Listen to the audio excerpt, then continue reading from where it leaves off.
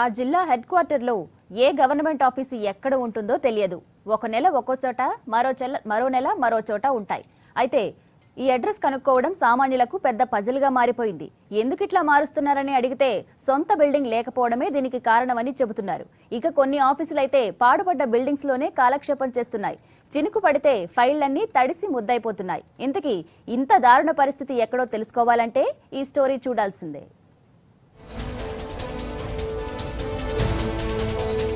తెలంగాణలోనే అత్యధిక వనరులున్న జిల్లాగా పేర్కొంటూ కశ్మీర్తో పోల్చారు ఇప్పటి సీఎం ఆదిలాబాద్ జిల్లాను. అయితే ఆదిలాబాద్ జిల్లాలో అన్ని వనరులు ఎలా ఉన్నాయి, అయితే ఉన్న వనరుల్ని ఎలా సద్వినియోగం చేసుకుంటున్నారు, అసలు ప్రభుత్వం ఏం ప్రొవైడ్ చేస్తుంది, ప్రభుత్వ కార్యాలయాలు ఎలా ఉన్నాయనే విషయాన్ని మనం ఒకసారి పరిశీలించుద్దాం. ఆదిలాబాద్ జిల్లా కేంద్రంలో చెట్టుకొకటి పుట్టకొకటిగా ఉన్నాయి ప్రభుత్వ కార్యాలయాలు. సొంత బిల్డింగ్లు లేకపోవడంతో నెలకు కాలనీకి ఆఫీసులను షిఫ్ట్ చేస్తున్నారు అధికారులు. దీంతో పని కోసం వచ్చే ప్రజలు ప్రభుత్వ కార్యాలయాలు ఎక్కడ ఉన్నాయో తెలియక ఇబ్బందులు పడుతున్నారు. ఇంకా కొన్ని ఆఫీసులు ఎప్పుడు కూలుతాయో తెలియక భయంతో వణికిపోతున్నారు అధికారులు.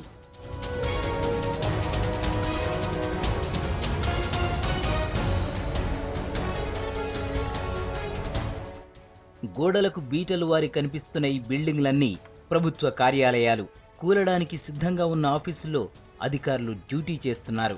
40 ఏళ్ల క్రితం నిర్మించిన నివాస గృహాల్లో వివిధ శాఖల అధికారులు విధులు నిర్వహిస్తున్నారు. స్నాతల క్యాంపులో ICDS, irrigation and town planning, employment, NABARD ఇలా 10-12 ఆఫీసులు శిథిలావస్థకు చేరాయి.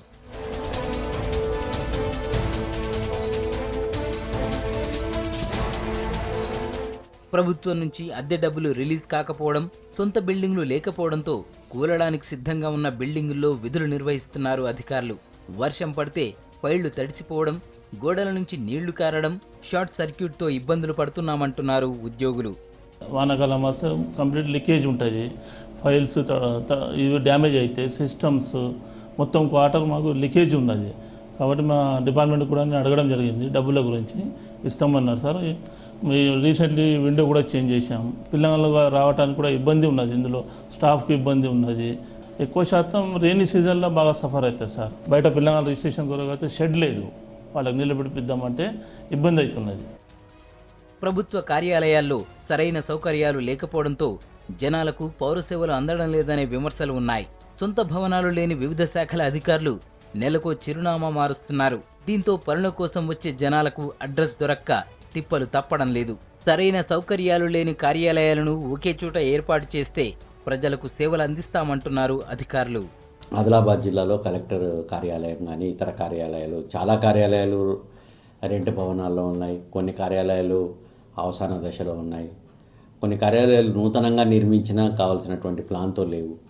కలెక్టరేట్ కూడా చాలా డిలాబిటేషన్ కండిషన్కు దగ్గరలో ఉంది. కాబట్టి రాష్ట్ర ప్రభుత్వ ఆదేశాల మేరకు కలెక్టరేట్ కాంప్లెక్స్ అంటే ఆల్ ఆఫీసర్స్ కూడా ఉండేటట్టుగా ఇక్కడే దగ్గరలో బట్టి సావర్గంలో మన యొక్క ల్యాండ్ను ఐడెంటిఫై చేయడం జరిగింది.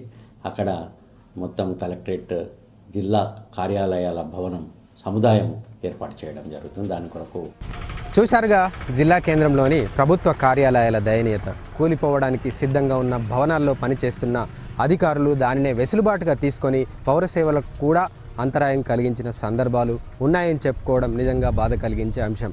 అటు ప్రభుత్వం ఇప్పటికైనా కన్ను తెరిచి ఈ కార్యాలయాలకు పక్కా భవనాలు నిర్మించి లోపల మంచి సౌకర్యాలు కల్పిస్తే వాళ్ళు పనిచేయడానికి వీలుంటుంది. అలాగే పౌర సేవలకు కూడా వెసులుబాటు కల్పించిన వారు అవుతారు. మనం కోరుకున్న తెలంగాణలో అలాంటి కార్యాలయాలు, సిబ్బంది పనిచేసే కార్యాలయాలు కావాలని కోరుకుంటున్నారు పౌరులు. కెమెరా పర్సన్ విఠల్తో మహేందర్ రెడ్డి, V6 న్యూస్, ఆదిలాబాద్.